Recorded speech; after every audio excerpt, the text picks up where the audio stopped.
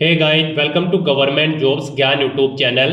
Guys, आज की इस वीडियो में हम बात करेंगे यूपीएससी सीएपीएफ असिस्टेंट कमांडेंट के new recruitment notification online form apply process के बारे में।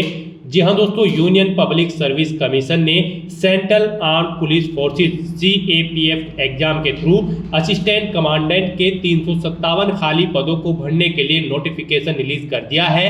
कैसे आप इस भर्ती में पार्टिसिपेट करने के लिए अपने फॉर्म अप्लाई कर सकते हो बिना कोई मिस्टेक किए हुए, इसकी पूरी जानकारी हम आपको स्टेप बाय स्टेप रजिस्ट्रेशन से लेकर प्रिंट तक इस वीडियो में देंगे। बस आपको इस वीडियो को स्किप के बिना शुरू से लेकर एंड तक देखना है।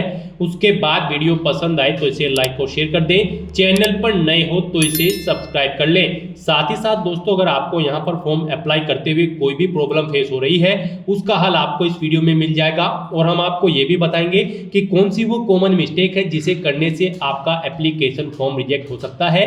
तो आपको उस मिस्टेक को अवॉइड करते हुए अपना फॉर्म अप्लाई करना है। और हम आपको यहाँ पर यूपीएससी का वन टाइम रजिस्ट्रेशन की पूरी डिटेल स्टेप बाय स्टेप दिखाएंगे कि कैसे आप अपना ओटीआर कर सकते हो। तो बिना कोई वक्त गंवाए चलिए शुरू करते हैं। आपको इस वीडियो के डिस्क्रिप्शन बॉक्स में हमारी वेबसाइट IND-sarkari-naukri.in के इस पेज का लिंक मिल जाएगा। यहाँ पर आपको इस भर्ती के रिगार्डिंग सभी डिटेल्स प्रोवाइड करा दी गई है। यूपीएससी ने central arm police forces CAPF examination 2025 का नोटिफिकेशन रिलीज कर दिया है, जिसके तहत यहाँ पर असिस्टेंट कमांडेंट के खाली पदों को भरा जाएगा। टोटल 357 खाली पद हैं। ये पद आपके बीएसएफ में, सीआरपीएफ में, सीआईएसएफ में, आईटीबीपी में और एसएसबी में भरे जाएंगे। किस ऑर्गेनाइजेशन में कितनी वैकेंसी है वो आप यहां से चेकआउट कर सकते हो। बीएसएफ में 24 वैकेंसी है, सीआरपीएफ में 204, सीआईएसएफ में 92, आईटीबीपी में 4 और एसएसबी में 33 खाली पदों को भरा जाएगा असिस्टेंट कमांडेंट के। आप 5 मार्च 2025 से 25 मार्च 2025 तक अपना फॉर्म अप्लाई कर सकते हो। बैचलर डिग्री धारक कैंडिडेट ऑल इंडिया से ऑनलाइन अप्लाई कर सकते हैं। आपको अप्लाई करने के लिए इस पेज को नीचे स्क्रॉल डाउन करना है। इंपोर्टेंट लिंक सेक्शन में आकर ऑफिशियल नोटिफिकेशन पीडीएफ लिंक पर क्लिक करके इस भर्ती के नोटिफिकेशन को ओपन कर लेना है और इसमें से आपको पूरी डिटेल रीड कर लेनी है। यहाँ पर आपको सभी डिटेल्स प्रोवाइड करा दी गई है, जैसे कि क्या आपका एलिजिबिलिटी क्राइटेरिया होना चाहिए, कैसे आप अप्लाई कर सकते हो, कब से कब तक अप्लाई कर सकते हो, पूरी जानकारी आपको यहाँ पर प्रोवाइड करा दी गई है। आप इसे केयरफुली रीड करें नोटिस को और उसके बाद अपने फॉर्म अप्लाई कर लें। फॉर्म अप्लाई करने के लिए भी आपको हमारी वेबसाइट के इसी पेज पर ही अप्लाई ऑनलाइन का लिंक दिया गया है। जैसे ही आप इस लिंक पर क्लिक करेंगे तो आपके सामने यूपीएससी का ये ऑफिशियल पोर्टल ओपन हो जाएगा।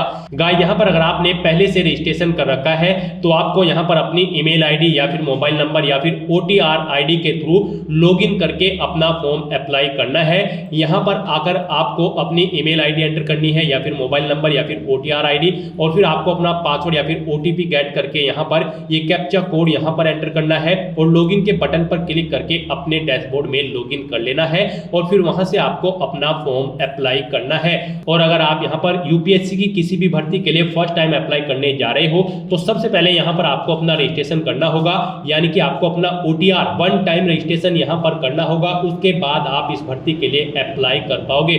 उसके लिए आपको यहीं पर ही न्यू रजिस्ट्रेशन की टैब दी गई है, आप इस पर क्लिक करें। आपके सामने यहां पर रजिस्ट्रेशन का फॉर्म ओपन हो जाएगा। यहाँ पर ये यूपीएससी का वन टाइम रजिस्ट्रेशन का फॉर्म ओपन हो चुका है।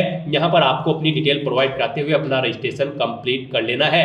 यहाँ पर आकर आपको सबसे पहले अपना नाम एंटर करना है, अपनी 10th की मार्कशीट के अकॉर्डिंग उसे वेरीफाई कर लेना है एक बार फिर से एंटर करके।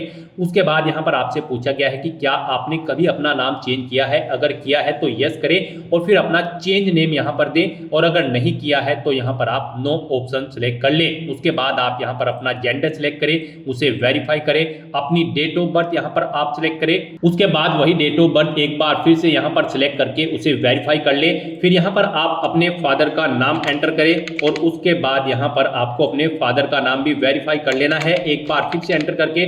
उसके बाद यहां पर आपको अपनी मदर का नाम एंटर करना है, उसे भी वेरीफाई कर लेना है। फिर आपको यहां पर अपना माइनॉरिटी स्टेटस देना है, क्या आप माइनॉरिटी कम्युनिटी के अंतर्गत आते हैं। अगर आते हैं तो यस करें और फिर अपनी माइनॉरिटी ऑप्शन कैटेगरी सिलेक्ट करें, आप कौन सी कैटेगरी में आते हैं और नहीं आते हैं, तो यहाँ पर आपको नो ऑप्शन सिलेक्ट कर लेना है। उसके बाद यहाँ पर आपको अपना 10 डिजिट का मोबाइल नंबर एंटर करना है, अपनी ईमेल आईडी एंटर करनी है। कोई अल्टरनेट मोबाइल नंबर या ईमेल आईडी है तो उसे भी आप एंटर कर सकते हो, नहीं तो इन कॉलम्स को आप खाली छोड़ दें। उसके बाद यहाँ पर आपको अपनी 10वीं क्लास का रोल नंबर एंटर कर देना है। फिर आपसे यहाँ पर एक सिक्योरिटी क्वेश्चन आपको सिलेक्ट कर लेना है, अपनी चॉइस के अकॉर्डिंग कोई भी सिक्योरिटी क्वेश्चन सिलेक्ट करें, उसका आंसर दे। एक और क्वेश्चन आप सिलेक्ट करें यहाँ पर सिक्योरिटी क्वेश्चन 2 सेक्शन में, और उसका भी आंसर आप प्रोवाइड करा दें। उसके बाद यहाँ पर आप ये कैप्चा कोड एंटर करें और फिर सबमिट बटन पर क्लिक कर दें। नेक्स्ट आपको आपने पीछे रजिस्ट्रेशन में जो डिटेल्स प्रोवाइड कराई हैं उनका पूरा प्रीव्यू शो कर दिया गया है। आपको सभी डिटेल्स चेकआउट करनी है। कहीं पर कोई मिस्टेक है तो आप अपडेट/चेंज हियर ऑप्शन पर क्लिक करके चेंज कर ले, नहीं है तो आप आई एग्री इस बटन पर क्लिक कर दें। उसके बाद आपके सामने कुछ इस तरह से इंटरफेस ओपन होगा। यहाँ पर आपके रजिस्टर्ड मोबाइल नंबर और ईमेल आईडी पर ओटीपी सबमिट किए गए हैं, वो ओटीपी यहाँ पर आपको एंटर करने हैं और वेरीफाई ओटीपी ऑप्शन पर क्लिक करके अपना मोबाइल नंबर और ईमेल आईडी को वेरीफाई कर लेना है।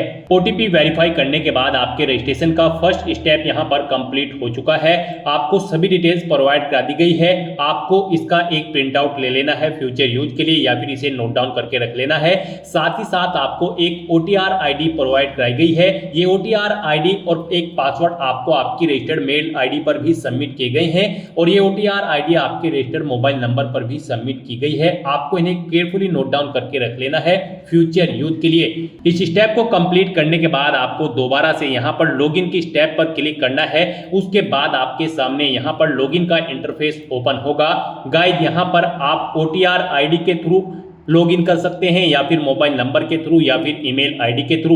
ईमेल आईडी के थ्रू अगर आप लॉगिन करना चाहते हैं तो यहाँ पर आप अपनी ईमेल आईडी एंटर करें। उसके बाद गेट ओटीपी ऑप्शन पर क्लिक करें। आपकी ईमेल आईडी पर एक ओटीपी आएगा, वो ओटीपी आप यहाँ पर एंटर करें, या फिर आप अपना पासवर्ड एंटर करें। जो पासवर्ड आपकी रजिस्टर्ड ईमेल आईडी पर आया है, ये सिक्योरिटी कोड यानी कि वेरिफिकेशन कोड आप यहाँ पर एंटर करें और लॉगिन की स्टेप पर क्लिक करके लॉगिन करें, या फिर आप मोबाइल नंबर के थ्रू यहाँ पर लॉगिन कर सकते हैं। आप अपना मोबाइल नंबर एंटर करें, गेट ओटीपी ऑप्शन पर क्लिक करें, एक ओटीपी आएगा, वो ओटीपी आप यहां पर एंटर करें, और या फिर आप अपना पासवर्ड एंटर करके ये वेरिफिकेशन कोड यहां पर एंटर करके लॉगिन कर लें। या फिर अगर आप ओटीआर आईडी के थ्रू लॉगिन करना चाहते हैं तो आपके मोबाइल नंबर या फिर ईमेल आईडी पर जो ओटीआर आईडी आई है वो आईडी यहां पर आप एंटर करें, और फिर आप अपना पासवर्ड यहां पर एंटर करें जो आपकी मेल आईडी पर आपका पासवर्ड आया है, और उसके बाद ये वेरिफिकेशन कोड यहां पर एंटर करें और लॉगिन की स्टेप पर क्लिक करके लॉगिन कर लें। लॉगिन करने के बाद आपके सामने कुछ इस तरह से इंटरफेस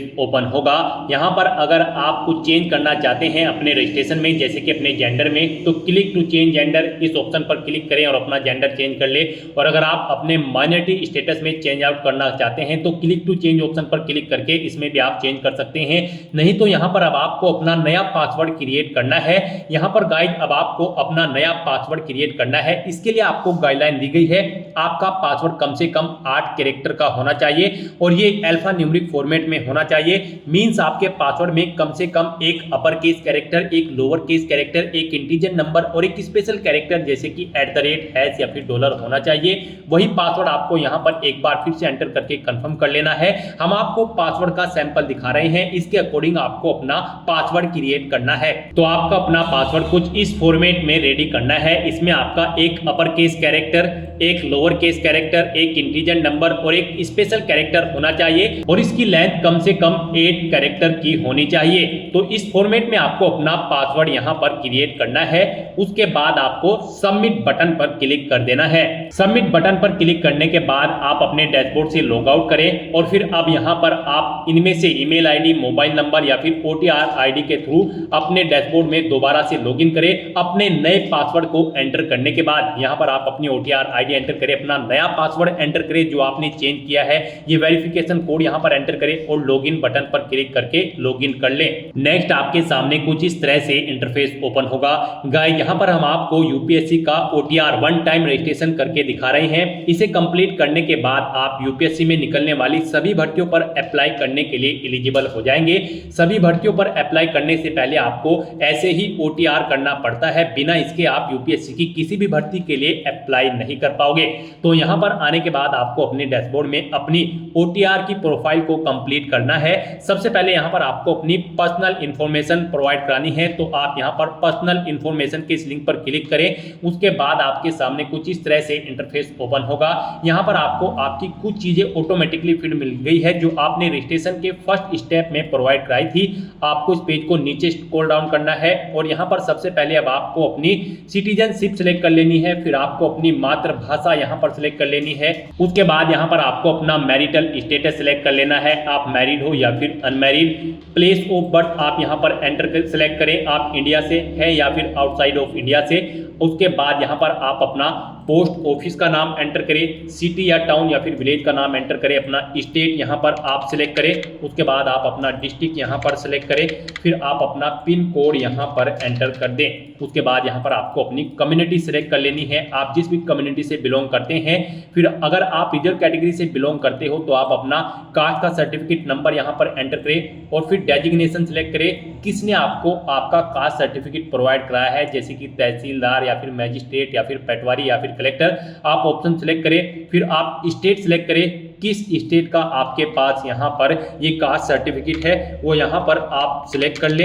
उसके बाद यहाँ पर कब आपको वो इशू हुआ है वो डेट आप सिलेक्ट करें और फिर जिस ऑफिस से आपको ये आपका कास्ट सर्टिफिकेट इशू हुआ है उसका पूरा एड्रेस आपको यहाँ पर एंटर कर देना है। ये सभी डिटेल्स आपको आपके सर्टिफिकेट में मिल जाएगी, वहां से आपको इन्हें देखकर यहाँ पर फिलअप कर देना है। फिर यहाँ पर आपको अपना रिलीजन सिलेक्ट कर लेना है। उसके बाद यहाँ पर आपको अपनी कास्ट का नाम दे देना है, फिर आपको अपने कास्ट सर्टिफिकेट का सीरियल नंबर यहाँ पर एंटर कर देना है। फिर यहाँ पर आपको अपने कास्ट सर्टिफिकेट का सीरियल नंबर एंटर कर देना है। उसके बाद यहाँ पर आपसे पूछा गया है कि क्या आप PWBD या फिर PWD कैंडिडेट हैं, अगर हैं तो यस ऑप्शन सिलेक्ट करें और फिर बताएं आपकी परसेंटेज क्या यहाँ पर 40% से अबव है, अगर है तो यस करें, नहीं है तो नो ऑप्शन सिलेक्ट करें। और अगर आप यहाँ पर PWBD या फिर PWD कैंडिडेट नहीं है तो आपको नो ऑप्शन सिलेक्ट करना है। उसके बाद यहाँ पर आपको अपना फोटो आइडेंटिटी कार्ड यहाँ पर सिलेक्ट कर लेना है, कोई भी एक फोटो आइडेंटिटी कार्ड यहाँ पर आपको प्रोवाइड कराना है। आप ऑप्शन सिलेक्ट करें, driving licence, PAN card, passport या फिर वोटर ID।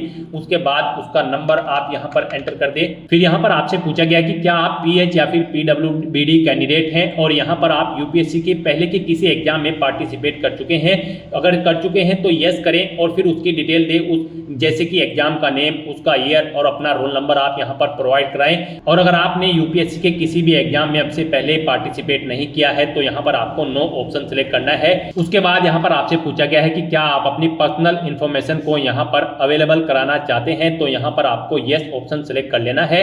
उसके बाद यहाँ पर आपको चेकबॉक्स को ओके करना है और सेव के इस बटन पर क्लिक करके अपनी पर्सनल इंफॉर्मेशन को सेव कर देना है। इस तरह से आपकी पर्सनल इंफॉर्मेशन यहाँ पर सेव हो जाएगी। इसके सामने आपको ओके का ग्रीन कलर का टिक मिल जाएगा। अब यहाँ पर आपको अपना एड्रेस इंफॉर्मेशन प्रोवाइड करानी है। एड्रेस इंफॉर्मेशन के इस लिंक पर क्लिक करें। उसके बाद आपके सामने कुछ इस तरह से इंटरफेस ओपन होगा। अब यहाँ पर आप अपना कोरोस्पोंडेंस एड्रेस एंटर करें। उसके बाद आप अपना परमानेंट एड्रेस यहाँ पर एंटर कर दें और अगर आपका परमानेंट एड्रेस आपके कोरोस्पोंडेंस एड्रेस के अकॉर्डिंग सेम है तो यहाँ पर click here if your permanent postal address is same as correspondence address, आप इस चेकबॉक्स पर ओके कर दें। ऑटोमेटिकली आपका परमानेंट एड्रेस आपके कोरोस्पोंडेंस एड्रेस के अकॉर्डिंग फिल हो जाएगा।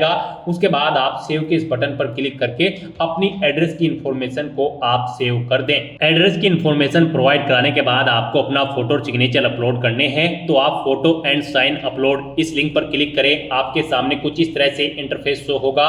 यहाँ पर आपको दी गई गाइडलाइंस के अकॉर्डिंग अपना फोटो और सिग्नेचर अपलोड करने हैं। गाइस यहाँ पर आपका फोटोग्राफ JPG फॉर्मेट में होना चाहिए और आपका फोटो का डायमेंशन 550 पिक्सल से 1000 पिक्सल के बीच में होना चाहिए और आपका फोटो यहाँ पर कुछ इस तरह से होना चाहिए। उसके नीचे यहाँ पर आपको अपना नाम एंटर करना है और फिर किस डेट को यहाँ पर क्रिएट हुआ है वो डेट आपको यहाँ पर एंटर कर देनी है।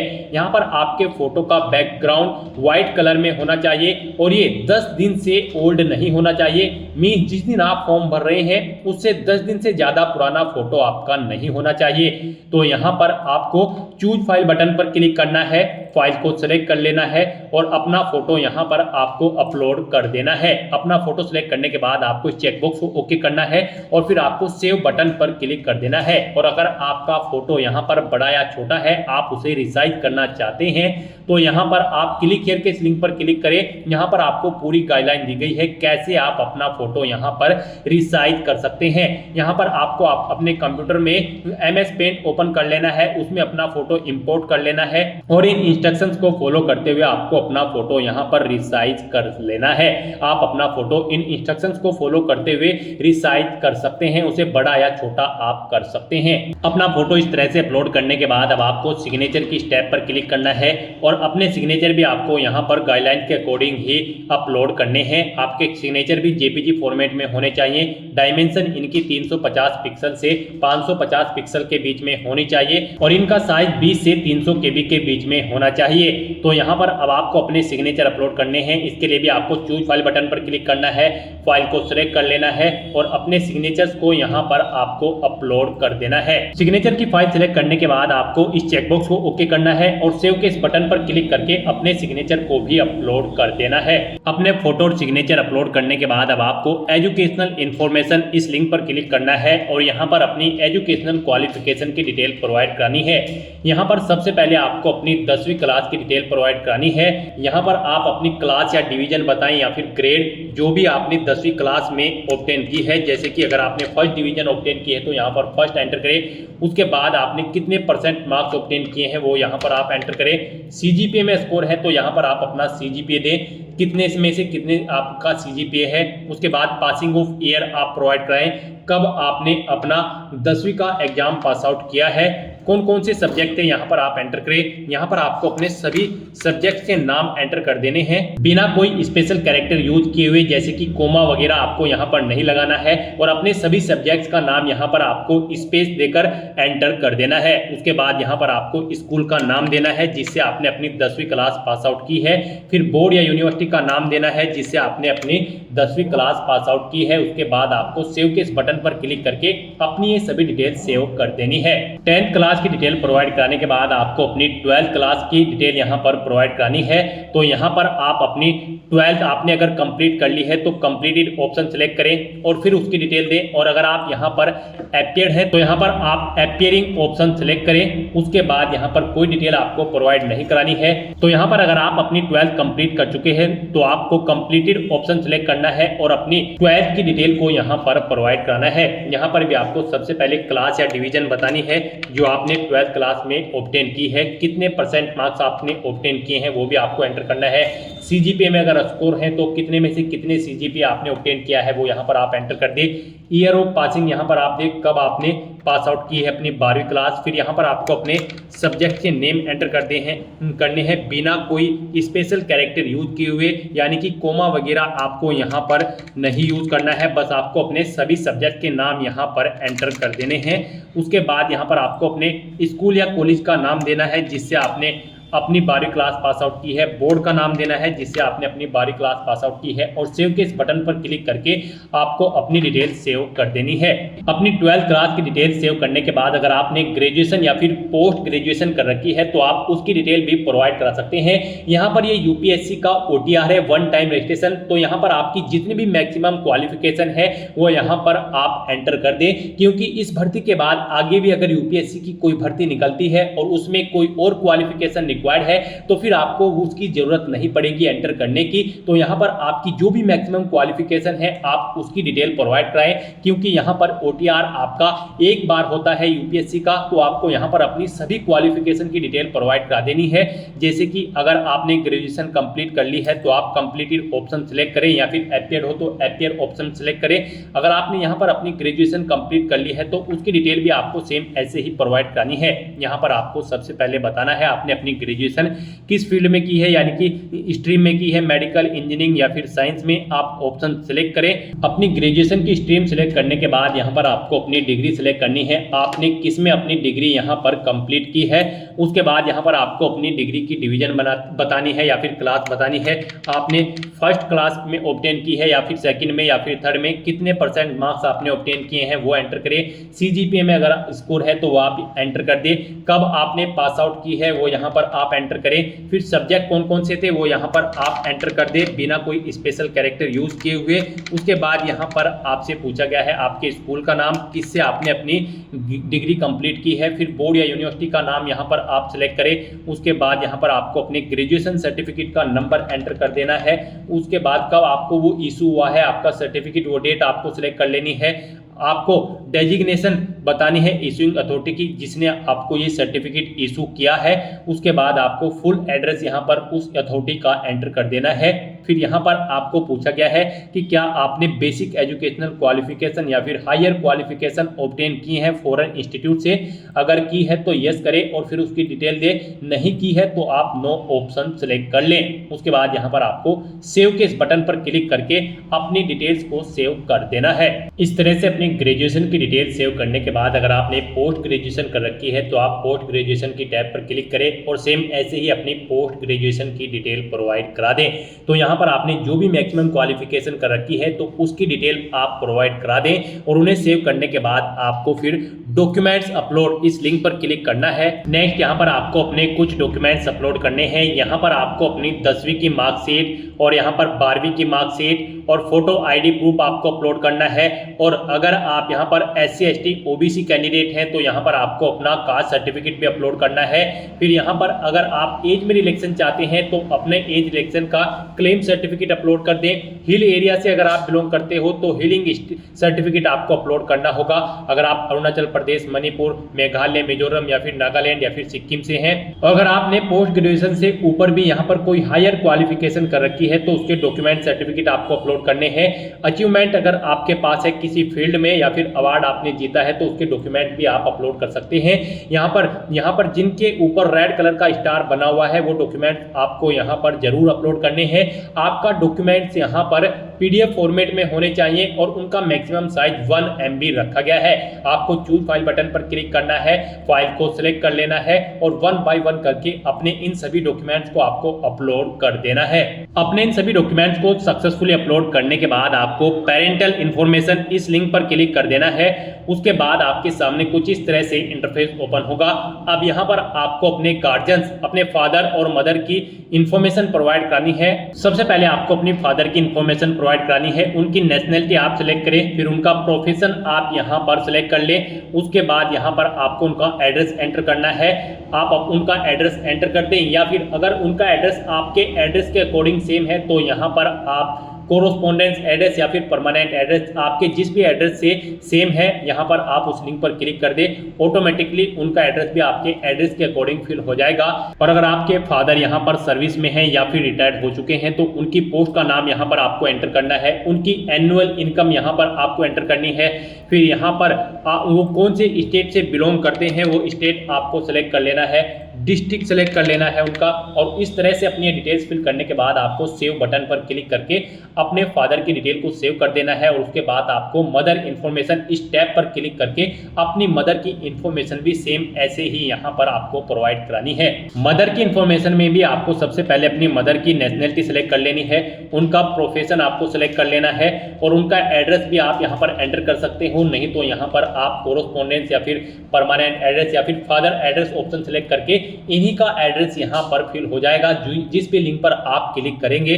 उसके बाद अगर वो यहाँ पर कार्यरत है यानी कि सर्विस करती हैं या फिर रिटायर्ड हो चुकी है तो उनकी पोस्ट का नाम यहाँ पर आप एंटर कर दें। उनकी एनुअल इनकम कितनी है वो यहाँ पर आप एंटर कर दें। नहीं है तो आप नॉट एप्लीकेबल यहाँ पर एंटर कर सकते हैं। और अगर एनुअल इनकम नहीं है तो यहाँ पर आप 0 एंटर कर सकते हैं। उसके बाद आपकी माता किस स्टेट से बिलोंग करती है यहाँ पर आप उस स्टेट का नाम सेलेक्ट करें। उसके बाद डिस्ट्रिक्ट सेलेक्ट करें और फिर उनकी ये डिटेल सेव के इस बटन पर क्लिक करके सेव कर दें। नेक्स्ट यहाँ पर आपको अपनी एम्प्लॉयमेंट इन्फॉर्मेशन प्रोवाइड करानी है। आपको एम्प्लॉयमेंट इन्फॉर्मेशन के इस लिंक पर क्लिक करना है। उसके बाद आपके सामने कुछ इस तरह से इंटरफेस ओपन होगा। यहाँ पर आपसे पूछा गया है आप सेंट्रल गवर्नमेंट के एम्प्लॉय हैं या फिर स्टेट गवर्नमेंट में आपने सर्विस की है या फिर PSU में या फिर किसी प्राइवेट सेक्टर में या फिर किसी अदर में। आप ऑप्शन सेलेक्ट करें और फिर उसकी डिटेल दें। और अगर आप एम्प्लॉय नहीं है आपको यहाँ पर नॉट एम्प्लॉयड ऑप्शन सेलेक्ट करना है और फिर आपको यहाँ पर नो ऑप्शन सेलेक्ट करने हैं और सेव बटन पर क्लिक कर देना है। इस तरह से आपकी एम्प्लॉयमेंट इन्फॉर्मेशन यहाँ पर सेव हो जाएगी। उसके बाद आपको यूपीएससी एग्जामिनेशन इन्फॉर्मेशन इस लिंक पर क्लिक करना है। उसके बाद आपके सामने कुछ इस तरह से इंटरफेस ओपन होगा। यहाँ पर आपसे पूछा गया है कि क्या आपको यूपीएससी ने कभी एग्जाम में बैठने से रोका है, अगर रोका है तो यस करें और फिर उसकी डिटेल दे, नहीं रोका है तो यहाँ पर आप नो ऑप्शन सेलेक्ट कर ले। फिर आपसे पूछा गया है कि क्या आप यूपीएससी के प्रीवियस ईयर के एग्जामिनेशन में भी पार्टिसिपेट किए हैं, अगर किए हैं तो यस करें और फिर उसकी डिटेल दे, नहीं किए हैं तो आप नो ऑप्शन सेलेक्ट कर ले। और फिर आपसे पूछा गया है कि लास्ट के कुछ ईयर में आपने सिविल सर्विस एग्जामिनेशन में पार्टिसिपेट किया है और आपको सर्विस या फिर पोस्ट ऑफर्ड हुई है, अगर हुई है तो यस करें और उसकी डिटेल दे, नहीं हुई है तो आपको नो ऑप्शन सेलेक्ट कर लेना है। इस तरह से अपनी डिटेल्स फिल करने के बाद अब आपको सेव के इस बटन पर क्लिक करना है, अपनी इस डिटेल को सेव कर देना है और फिर आपको achievement, prizes, medals and other इस लिंक पर क्लिक कर देना है और यहाँ पर अपनी अचीवमेंट्स की डिटेल आपको प्रोवाइड करानी है। यहाँ पर अगर आपने यूनिवर्सिटी या फिर स्टेट या फिर नेशनल लेवल पर किसी गेम में पार्टिसिपेट किया है और आपको कोई प्राइज या फिर मेडल या फिर स्कॉलरशिप मिली है तो यहाँ पर आप उसकी डिटेल दे सकते हैं। स्पोर्ट में अगर आपके पास एनसीसी या फिर अदर है तो आप यहाँ पर उसकी डिटेल दें और अगर आपने कोई पोजीशन डिस्ट्रिक्शन लीडरशिप हासिल की है स्कूल या कॉलेज में, उसकी डिटेल प्रोवाइड करा दें। कोई अदर एक्स्ट्रा करिकुलम एक्टिविटीज आपने की है तो उसकी डिटेल प्रोवाइड करा सकते हैं। तो इस तरह से यहाँ पर आपको अपने इन अचीवमेंट्स की, प्राइजेस की, मेडल्स की डिटेल यहाँ पर प्रोवाइड करानी है। अगर आपने अचीवमेंट्स यहाँ पर ऑब्टेन किए हैं, नहीं किए हैं तो आप इनको खाली छोड़ सकते हैं। फिर यहाँ पर आपसे पूछा गया है कि क्या आपके पास यहाँ पर 5 एकड़ एग्रीकल्चर लैंड है और यहाँ पर आपका रेजिडेंशियल फ्लैट 1000 स्क्वायर मीटर से ज्यादा है या फिर रेजिडेंशियल प्लॉट आपका 100 स्क्वायर यार्ड से अबव है या फिर आपका रेजिडेंशियल प्लॉट यहाँ पर 200 स्क्वायर यार्ड या फिर उससे अबव है। अगर इनमें से कोई भी ऑप्शन है तो आप यस ऑप्शन सेलेक्ट करें, नहीं तो नो ऑप्शन सेलेक्ट करें। फिर यहाँ पर आपको अपनी लैंग्वेज की डिटेल प्रोवाइड करानी है। कौन कौन सी लैंग्वेज आप जानते हैं, जैसे कि हिंदी, और उसे आप रीड, राइट, स्पीक और जो भी जानते हैं यहाँ पर आप ऑप्शन सेलेक्ट करें और फिर एग्जामिनेशन आपने कौन सा पास आउट किया है वो एग्जामिनेशन आप यहाँ पर एंटर कर दें। इस तरह से यहाँ पर आपको अपनी लैंग्वेज की डिटेल प्रोवाइड करनी है। अगर आप एक से ज्यादा लैंग्वेज जानते हैं तो यहाँ पर ऐड के इस बटन पर क्लिक करें, फिर यहाँ पर आप अपनी दूसरी लैंग्वेज सेलेक्ट करें और उसकी डिटेल दें। इस तरह से अपनी लैंग्वेज की डिटेल आपको यहाँ पर प्रोवाइड करनी है और फिर आपको सेव के इस बटन पर क्लिक करके अपनी ये डिटेल सेव कर देनी है। इस तरह से आपके वन टाइम रजिस्ट्रेशन की प्रोफाइल आपकी कंप्लीट हो जाएगी। यहाँ पर इन सभी ऑप्शन के सामने आपको ग्रीन कलर का ओके का टिक मिल जाएगा। तो यहाँ पर आपकी ओटीआर की प्रोफाइल कंप्लीट हो चुकी है। गाइस, यहाँ पर ओटीआर कंप्लीट करने के बाद आपको यूपीएससी की भर्तियों के लिए अप्लाई करना है। उसके लिए आपको लेटेस्ट नोटिफिकेशन की स्टेप पर क्लिक करना है। नेक्स्ट आपके सामने कुछ इस तरह से इंटरफेस ओपन होगा। यहाँ पर यूपीएससी का डैशबोर्ड आपका ओपन हो चुका है। यहाँ पर करंट में यूपीएससी की जितनी भी भर्तियां चल रही होगी आपको शो कर दी जाएगी। यहाँ पर आकर आपको central arm police forces assistant commandant के सेक्शन में आना है और यहाँ पर आकर आपको क्लिक हियर फॉर पार्ट 1 भाग 1 के लिए यहाँ क्लिक करें। आपको इस लिंक पर क्लिक कर देना है। उसके बाद आपके सामने कुछ इस तरह से इंटरफेस ओपन होगा। जनरल इंस्ट्रक्शंस आपको दिए गए हैं, आपको इन्हें केयरफुली रीड करना है। पेज को नीचे स्क्रॉल डाउन करना है और यस के इस ऑप्शन पर क्लिक करके ओके करना है। उसके बाद यहाँ पर आपको शो कर दिया गया है आपका भाग 1 का जो रजिस्ट्रेशन है वो यहाँ पर आपकी ओटीआर से फैच कर लिया गया है। सभी डिटेल आपकी ओटीआर से फैच कर ली गई है। अब आप यहाँ पर इस चेकबॉक्स को ओके करें और आई एग्री इस ऑप्शन पर क्लिक कर दें। उसके बाद आपको फिर दोबारा से आपके डैशबोर्ड में डायरेक्ट किया जाएगा। यहाँ पर आप चेकआउट कर ले। आपका पार्ट 1 का यहाँ पर कंप्लीट हो चुका है रजिस्ट्रेशन और उसके बाद अब यहाँ पर आपको पार्ट 2 रजिस्ट्रेशन के इस सेक्शन में आना है और भाग 2 के लिए यहाँ क्लिक करें। आपको इस लिंक पर क्लिक कर देना है। उसके बाद आपके सामने कुछ इस तरह से इंटरफेस ओपन होगा। यहाँ पर आपको आपकी ओटीआर की कुछ डिटेल्स ऑटोमेटिकली फैच करके शो कर दी गई है। अब आप इस पेज को नीचे स्क्रॉल डाउन करें और यहाँ पर बस अब आपको अपनी क्वालिफिकेशन यहाँ पर सेलेक्ट कर लेनी है। यहाँ पर आपसे पूछा गया है कि क्या आपने अपनी बैचलर डिग्री पास आउट कर ली है या फिर इसके इक्विवेलेंट कोई एग्जाम या फिर आप फाइनल ईयर में अपीयर्ड है। यहाँ पर गाइड इस भर्ती में पार्टिसिपेट करने के लिए आपके पास ग्रेजुएट डिग्री होनी जरूरी है किसी वेल रिकॉग्नाइज्ड यूनिवर्सिटी से किसी भी रिलेवेंट डिसिप्लिन के अंतर्गत, या फिर अगर आप फाइनल ईयर में अपीयर्ड हो तब भी आप एलिजिबल हो, अप्लाई कर सकते हो। अपीयर हो तो आप अपीयर ऑप्शन सेलेक्ट करें और पास आउट हो तो यहाँ पर आप ऑलरेडी पास द डिग्री और इक्विवेलेंट एग्जामिनेशन आप इस ऑप्शन को सिलेक्ट कर लें। उसके बाद यहाँ पर आपको कंटिन्यू / आगे बढ़े आपको इस ऑप्शन पर क्लिक कर देना है। नेक्स्ट आपके सामने कुछ इस तरह से इंटरफेस ओपन होगा। अब यहाँ पर आपसे पूछा गया है कि क्या आप आयु में छूट का दावा करना चाहते हैं, यानी कि आप एज में रिलैक्सेशन चाहते हैं। अगर चाहते हैं तो यस करें और फिर यहाँ पर आप अपना कैटेगरी कोड यहाँ पर सेलेक्ट कर लें। आप क्लिक के इस बटन पर क्लिक करें तो यहाँ पर आप इनके अकॉर्डिंग अपना कैटेगरी कोड फिल कर दें। तो यहाँ पर आप सेलेक्ट करें तो फिर यहाँ पर आपका कोड एंटर हो जाएगा। और अगर आप आयु में छूट नहीं चाहते हैं तो आप नो ऑप्शन सेलेक्ट कर ले। फिर यहाँ पर आप अगर रिजर्व कैटेगरी से बिलोंग करते हो तो यहाँ पर आपको अपना कैटेगरी सर्टिफिकेट दिया गया है जो आपने रजिस्ट्रेशन टाइम पे अपलोड किया था, उसे आप व्यू कर सकते हो। और उसके बाद गाइस यहाँ पर आपको कंटिन्यू / आगे बढ़े इस ऑप्शन पर क्लिक कर देना है। नेक्स्ट आपके सामने कुछ इस तरह से इंटरफेस ओपन होगा। यहाँ पर आपकी आईडी की डिटेल्स आपको दे दी गई है जो आपने रजिस्ट्रेशन टाइम पे प्रोवाइड कराई थी। उसके बाद यहाँ पर आपसे पूछा गया है आप पेपर सेकंड के निबंध भाग के लिए परीक्षा का माध्यम सेलेक्ट कर ले। किस माध्यम से आप परीक्षा देना चाहते हैं, हिंदी में या फिर इंग्लिश में, आप अपने अकॉर्डिंग ऑप्शन सेलेक्ट करें। फिर आपसे पूछा गया कि क्या आप एक सर्विसमैन भूतपूर्व सैनिक हैं, अगर है तो यस करें, नहीं है तो आप नो ऑप्शन सेलेक्ट कर लें। उसके बाद आपसे पूछा गया है क्या आप सहायक कमांडेंट के पद पर किसी पिछली परीक्षा में अंतिम रूप से चयनित हुए हैं या फिर अनुशंसित हुए हैं। अगर हुए हैं तो आप यस ऑप्शन सेलेक्ट करें, नहीं हुए हैं तो आपको नो ऑप्शन पर सेलेक्ट कर लेना है। और उसके बाद गाइस यहाँ पर आपको कंटिन्यू / आगे बढ़े इस ऑप्शन पर क्लिक कर देना है। नेक्स्ट आपको आपके एप्लीकेशन फॉर्म का पूरा प्रीव्यू शो कर दिया गया है। आपको सभी डिटेल्स केयरफुली चेकआउट करनी है। कहीं पर कोई मिस्टेक है तो आप यहाँ पर अपडेट / सुधार इस ऑप्शन पर क्लिक करें और अपनी डिटेल्स एडिट करके उसे अपडेट कर लें। और अगर गाइस यहाँ पर सभी डिटेल्स ओके हैं तो आप ये कैप्चा कोड यहाँ पर एंटर करें और फिर आप यहाँ पर आई एग्री, मैं सहमत हूँ, आप इस ऑप्शन पर क्लिक कर दें। नेक्स्ट आपके सामने कुछ इस तरह से इंटरफेस शो होगा। यहाँ पर आपने जो पीछे डिटेल प्रोवाइड कराई है आप उसका एक हार्ड कॉपी प्रिंट आउट ले सकते हैं प्रिंट स्लिप के इस ऑप्शन पर क्लिक करके फ्यूचर रेफरेंस के लिए। और यहाँ पर गाइज अब आपको click here for DAF of CAPF part 3 इस ऑप्शन पर क्लिक कर देना है। नेक्स्ट आपके सामने कुछ इस तरह से इंटरफेस शो होगा। अब यहाँ पर आपसे पूछा गया है क्या आपके फादर जिंदा है या उनकी मृत्यु हो चुकी है। जिंदा है तो अलाइव करें, मृत्यु हो चुकी है तो आप डिसीड ऑप्शन सेलेक्ट कर लें। ऐसे ही आप अपनी मदर के बारे में जानकारी देनी है, वो जिंदा है या मृत्यु हो चुकी है।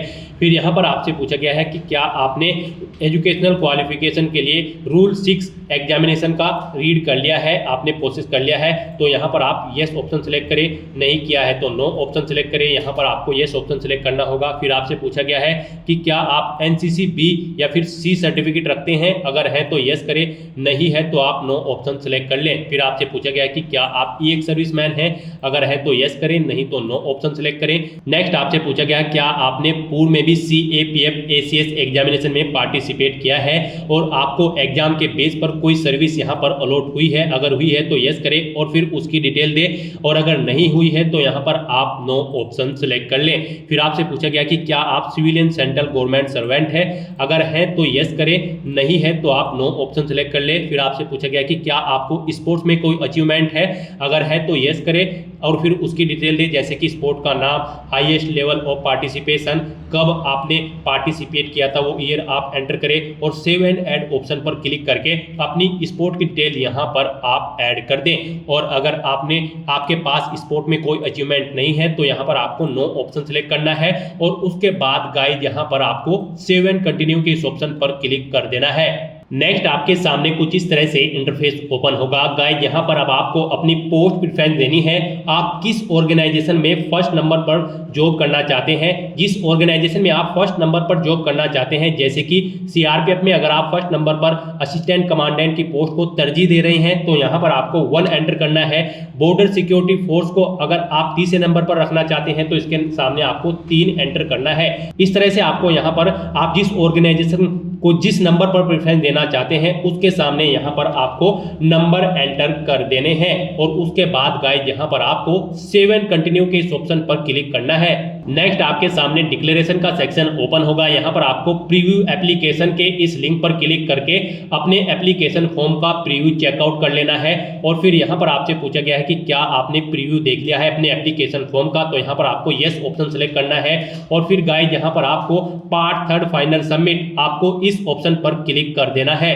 उसके बाद यहाँ पर आपको आपके डैशबोर्ड में डायरेक्ट कर दिया जाएगा। अब आपको यहाँ पर आप चेकआउट कर सकते हो आपका पार्ट फर्स्ट, पार्ट सेकंड और पार्ट थर्ड का एप्लीकेशन फॉर्म भरा जा चुका है और आपका फोटोग्राफ और सिग्नेचर भी यहाँ पर फैचअप कर लिए गए हैं आपके OTR से। अब यहाँ पर बस आपको last option centre selection and agreeing to declaration इस लिंक पर क्लिक कर देना है। उसके बाद आपके सामने कुछ इस तरह से इंटरफेस ओपन होगा। अब यहाँ पर आप अपना एग्जामिनेशन सेंटर सेलेक्ट करें। उसके बाद यहाँ पर आप डिक्लेरेशन स्लैश घोषणा, ये घोषणा रीड कर ले और इन डिटेल्स को रीड करने के बाद बस अब आपको यहाँ पर I have read the declaration and agree, मैंने घोषणा पत्र को पढ़ लिया है और मैं सहमत हूं, आप इस ऑप्शन पर क्लिक कर दें। उसके बाद आपके सामने कुछ इस तरह से इंटरफेस ओपन होगा। यहाँ से आप चेकआउट कर सकते हो। आपका एप्लीकेशन फॉर्म सक्सेसफुली सबमिट हो चुका है। गाइस यहाँ पर अगर आप रिजर्व कैटेगरी से बिलोंग करते हो, जी हाँ दोस्तों, यहाँ पर अगर आप SC ST फीमेल कैंडिडेट हैं तो आपको कोई फीस जमा नहीं करानी है और अगर आप जनरल OBC कैंडिडेट हैं तो आपको 200 रुपये फीस के रूप में जमा कराने होंगे। ये फीस का अमाउंट आप debit card, credit card, net banking या फिर UPI के माध्यम से जमा करा सकते हो। अगर आप यहाँ पर अनरिजर्व कैटेगरी से हो तो यहाँ पर आपको पहले अपनी फीस पेमेंट करनी होगी, उसके बाद आपका एप्लीकेशन फॉर्म सबमिट होगा। और रिजर्व कैटेगरी और फीमेल कैंडिडेट अगर आप हैं तो आपका एप्लीकेशन फॉर्म यहाँ पर सक्सेसफुली सबमिट हो चुका है। यहाँ पर आपको आपके एप्लीकेशन फॉर्म की एक्नॉलेजमेंट स्लिप आपकी रजिस्टर्ड ईमेल आईडी पर सबमिट कर दी गई है और आप उसका एक हार्ड कॉपी प्रिंट आउट ले ले फ्यूचर यूज के लिए, फ्यूचर रेफरेंस के लिए। और यहाँ से भी आप for application status of central arm police forces इस लिंक पर क्लिक करें। उसके बाद यहाँ पर आपको आपके डैशबोर्ड में डायरेक्ट कर दिया जाएगा। यहाँ से आप चेकआउट कर सकते हो आपका CAPF असिस्टेंट कमांडेंट एग्जामिनेशन का जो एग्जाम है। यहाँ पर आपके सभी पार्ट कंप्लीट हो चुके हैं, स्टेटस कंप्लीट शो हो रहा है और आप यहाँ पर व्यू स्लैश प्रिंट के नीचे DAFCAPF क्लिक हियर इस लिंक पर क्लिक करके अपने एप्लीकेशन फॉर्म का एक हार्ड कॉपी प्रिंट आउट ले सकते हो फ्यूचर यूज के लिए, फ्यूचर रेफरेंस के लिए। तो दोस्तों ऐसे आप UPSC central arm police force CAPF assistant commandant examination 2025 के लिए अपना फॉर्म अप्लाई कर सकते हो बिना कोई मिस्टेक किए हुए। आज की इस वीडियो में बस इतना ही। आई होप ये वीडियो आपको पसंद आई होगी। अगर पसंद आई हो तो इसे लाइक और शेयर करें, चैनल पर नए हो तो इसे सब्सक्राइब कर लें। Thanks for watching.